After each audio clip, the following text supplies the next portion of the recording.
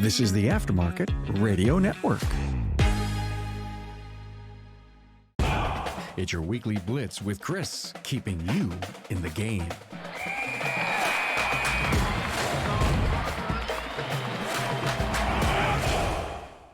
Coming to you from the crossroads of industry knowledge and business innovation, this is the Weekly Blitz hosted by me, Coach Chris Cotton from AutoFix-Auto Shop Coaching.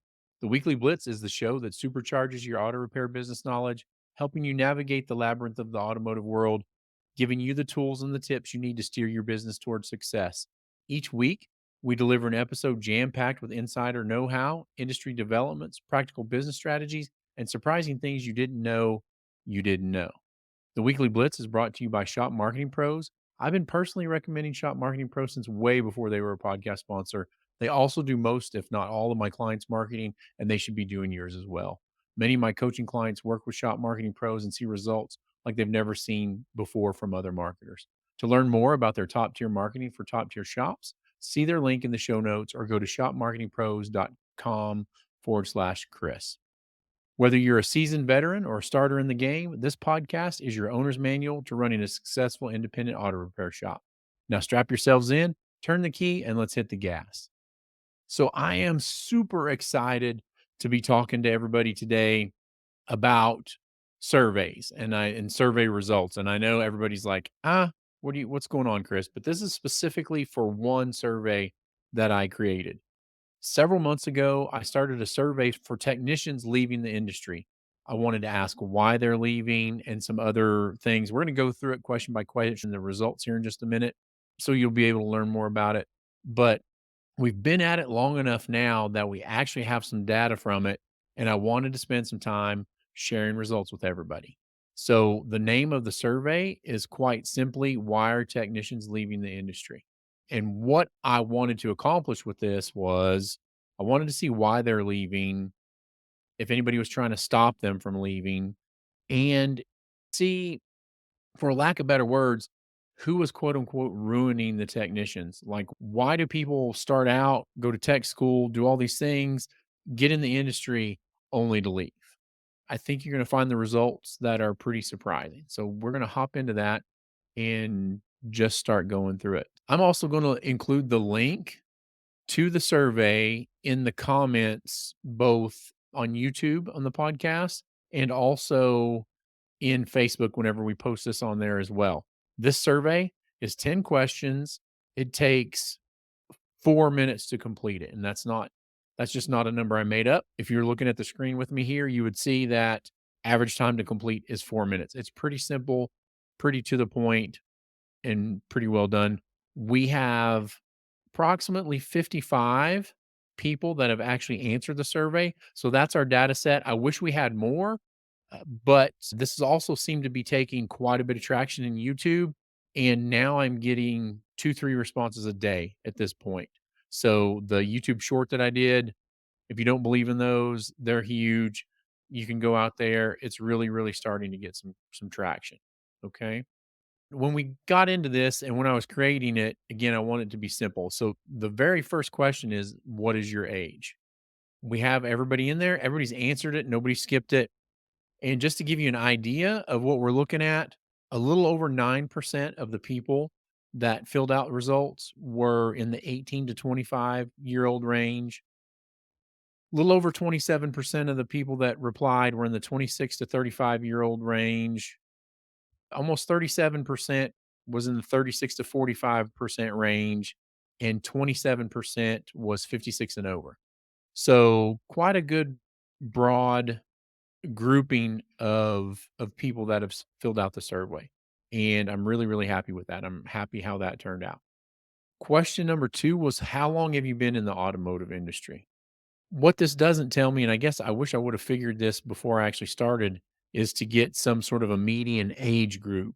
But just kind of going down the list real quick, this one's been in the industry 20 years, 10 years, 45 years, 18, 15, 25, 40, 4 years, 12 years, 24 years, 8 years. So that kind of gives you an idea of the range of people that how long they've been in the industry as long as the age as well.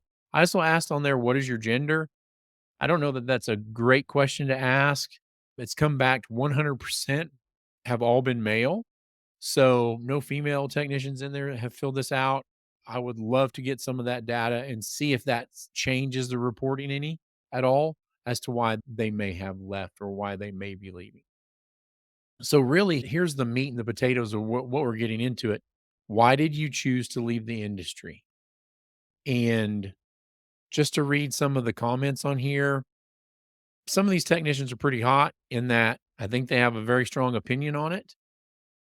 But I'm also going to say this, I feel like most of the people that have filled this out have worked for auto dealerships and not independent auto repair shops.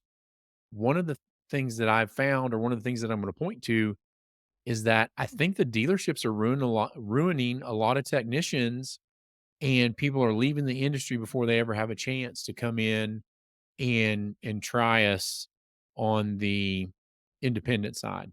I'll also say that if you go out to the AutoFix-Auto Shop coaching YouTube page and look for those YouTube shorts, read through the comments on there. There's some really interesting comments.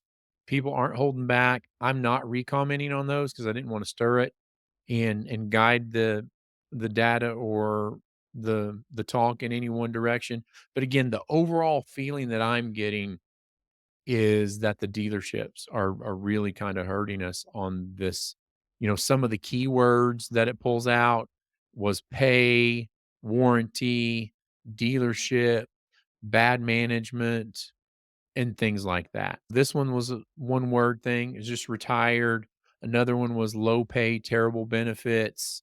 This one's bad management, low pay from dealer, manufacturer, lowering warranty times constantly, unqualified, underpaid support staff. And then in parentheses, they have parts, lot attendants, service writers, warranty department. To that level, we have to make sure that we have a great team that surrounds these technicians and supports them as best they can. We need to be supporting each other, but definitely we have to make those technicians as productive and comfortable as we can, right? Another comment in here, inconsistent pay. Pay is too dependent on if service advisors can sell, warranty diagnosis skills proficiency, tough work, bad pay, poor management. Another one, I didn't get paid enough and I don't feel appreciated. The next question that I asked, question number 5 is okay, if you're leaving the industry, what industry are you going into? The answers kinda shocked and surprised me. This first one, or here are some of them: elevator, escalator, journeyman technician. Honestly, I see that as super huge, super important. We just spent a lot of time flying this last weekend and went through the Denver airport, and I think probably 2 of the escalators were down when we were on our trip. One of the escalators in the U-Bahn was down. I see the need for it. I see for people that wanna do that or can do it. Cybersecurity, somebody listed as something that they were going into. Somebody was going into construction. I didn't realize that you could make more money in construction than you could in being a technician. I guess it just depends on what you're doing. Another one, somebody left to go farm cattle. I don't know what the salary ranges are for those, but I know that if you're in a good shop that treats you well, and in my mind, the ideal situation for all the employees in the independent auto repair shop is everybody should be making $100,000 a year or have a path to make $100,000 a year if you're just starting out. One of the other things that they listed was an industrial mechanic, and another one was the elevator union or elevator technician. That is super, super interesting to me. And again, I want to get as much information as we can in here to see if we can figure this out. We're going to dig into to some of these other things in just a minute. I wanted to stop and talk real quick about shop marketing pros real quickly. If you want to work with the best in the business, you need to be working with shop marketing pros. They are absolute professionals when it comes to putting a light on your business. If you're looking at branding your business and or marketing your business, then you need to reach out and tell them Chris Cotton sent you over. In addition to the links that are going to be in the show notes, you can go listen to Brian and Kim on the Auto Repair Marketing Podcast. You can also find them in the Aftermarket Radio Network, which you can find us as well, and a lot of great other podcasters. And all those links are going to be in the show notes as well. If you're looking for a marketing company to take you to the next level, then why not try Shop Marketing Pros, top tier marketing for top tier shops? I'm going to make this next statement, one, to talk about Shop Marketing Pros for just a second, but also what does top tier mean to me? If I think about top tier is of the highest level or rank with regard to quality, reputation, or importance. And that's the type of shops that we're talking about. And to be honest with you, Shop Marketing Pros is a top tier marketing company for top tier marketing shops. And I don't want you to think that if you're not top tier or if you don't consider yourself top tier, that you can never be a part of that. That's a big thing of what we're trying to do here. Like we're trying to take you from your current level where you're at now, and we're trying to advance you to the top tier. So if you're thinking about it, if you're thinking about moving on, if you're thinking about you want to be a top tier shop, I highly encourage that. Go ahead and look them up. Yeah. Back to the survey. So here we get into like, why did you leave? So question number 6 is, what is the main reason you left? Here are the top 4 categories. Actually, this is the only 4 categories, and this is what they've responded or what they've put in there. So 50% of the people that answered the survey said that they left over pay. 10% of the people said they left over benefits. 30% said they left over work life balance. And only 10% said poor management. Really, we have this big shift in the industry now where we're taking a lot more shops and we're going to a 4-day work week. So that kind of addresses some of this work life balance. But if 30% of the people that are leaving your business are leaving because of work life balance and benefits and pay, that stuff is easy to fix. Those are all things that are completely within our power to fix. And if you think that you don't want to share some of the money with them to do that, or if you're not making enough money in order to increase pay and benefits and come up with a better work life balance, then 100% you're wrong on that. My challenge to you is there's probably something wrong in your pay structure or your pricing structure allowing yourself to do those types of things. Okay.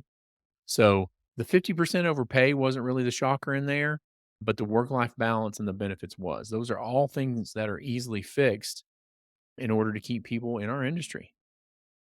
Question number 7, is there another reason not listed above? Was there something that wasn't listed, wasn't written down, and things like that? And really, what it came up with was just talking about and reiterating the work life. This one mentions no growth. Several people have mentioned the poor quality of vehicles being built now. I don't know why that would make a technician want to leave the industry. If anything else, it should be like, hey, I can get more work because the quality is not very good. This person said that if they retired by July 2022, then they could keep their benefits. So that's why they left. Most of the stuff's been covered, but there is a little bit of those things out there. Number 8, have you ever worked at an independently owned auto repair shop? What we found out on here is 70% of the people said no. They'd never worked at an independent auto repair shop. Would be great to follow up and ask, have you ever considered working at an independent repair shop? Again, I get the overall feeling that dealerships are ruining these people and we're just not getting them. So we got to fight for these people in our industry to come work for us and give us a shot. Question number 9, if you had better owners or leaders, would you have stayed? 67% of the people said no. Only 33% said yes. Some people had some sort of management issues, but most did not. Again, it doesn't necessarily point towards poor management. It does in a couple of cases, but overwhelmingly, again, pay, benefits, work life balance. I think all those things are easily fixable. So, people, as shop owners, as business owners, as people, as human beings, we need to do a better job of making the money we need to make in order to do those things, to offer these. Question number 10 was, did anyone try and keep you in the industry? And I'm not sure that I asked this question quite correctly or as good as I could have. In my mind was, when you went in and turned your notice, did anybody fight for you? Be like, hey, we'll do what it takes to keep you. And I was disappointed in this. Like 64% of the people that replied said no, said nobody tried to keep them in the industry. I don't know. I don't know that it's owner laziness or what it is, or if people come in and say, hey, I'm leaving, if we just write them off and then kick them to the wolves, so to speak. But I really feel like most of all of these things are within our power. Like we can fix all of this and fix it fairly easily. I'm just super excited on what we can do with this, and we just have to do better, right? As business owners, we have to do better, maybe work a little bit on our management skills, but really take a good hard look at our pay structure, our profit structure, and find a way to keep these people, make them feel appreciated. Hopefully in another 6 months, maybe this will have doubled or tripled. I know the more that we put this out there, the better off it'll be, but really looking forward to this. So if you know of somebody that's leaving the industry, make sure you keep this link down and share it with them. I would love to get the data. I would love to be able to report back. And again, so much of our troubles as shop owners are completely within our power to fix. We've just got to fix it. And I do know one thing, we got to stop complaining about it and start making something happen, right? I truly believe in the power of knowledge and collaboration to drive success, and I trust that the insights we've shared today can empower you to take your auto repair business to the next level. We're incredibly grateful for all of our listeners. Your commitment to learning, growth, and improvement is what keeps us doing what we do, and we never forget that. We also want to thank our incredible sponsor, Shop Marketing Pros, for making this show possible free to you.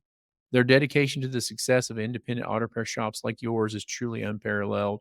Shop Marketing Pros provides top tier marketing for top tier shops just like yours. Remember, success doesn't come to you. You have to go out and get it. It's about making strategic decisions, fostering effective management, and continuously seeking to educate yourself and your team. That's what the Weekly Blitz is all about. And we're committed to being a resource for you every step of the way. Join us next week as we continue to provide actionable insights, expert advice, and real world stories from the trenches of the auto repair industry. Don't forget to subscribe, share this podcast with fellow shop owners, and leave us a review if you enjoyed today's episode. As always, if you have any questions or topics you'd like us to tackle in an upcoming episode, please get in touch. Chris at AutoFix-SOS.com. Your input is what shapes this show. Until next time, I'm Chris Cotton signing off. Keep your gears running smoothly, keep learning, and keep growing. Remember, in this business, every day is a chance to get better. Here's to your continued success. As always, it's time to rise and grind. Have a great day, everybody. You've been listening to the Weekly Blitz with Coach Chris Cotton on the AftermarketRadioNetwork.com. Follow Chris on your favorite podcast listening app. Let him know what you'd like him to cover. His email is in the show notes. Chris is all for advancing the aftermarket.